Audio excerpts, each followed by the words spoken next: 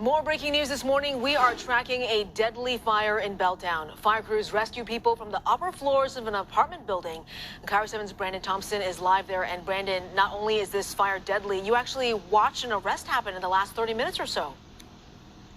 Yeah, just about half an hour ago, Dee, we saw Seattle police take a man into custody. We asked officers if it's related to this fire. They said yes, but that's all they or Seattle Fire will tell us. So we are working to find out from Seattle police why exactly that person was taken into custody. But let's show you what it looks like here on the scene. You could actually see the window near where this fire started on the third floor. It's busted out right now, and we have seen firefighters and fire investigators looking around that apartment for most of the morning as we have been here today.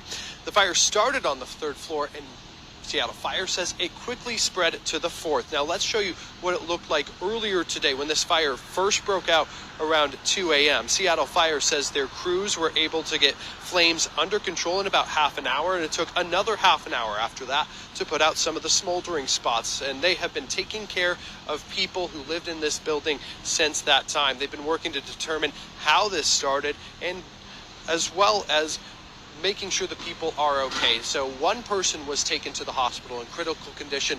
One person has died. Seattle Fire says they tried life-saving measures on that person, but were not successful. Another 5 people were transported to the hospital in stable condition. A total of 50 people were treated here on the scene and cleared as medically okay. Now, the people who live on the third floor told me they could not get out of their homes because the smoke was so thick, and firefighters had to help them to get out.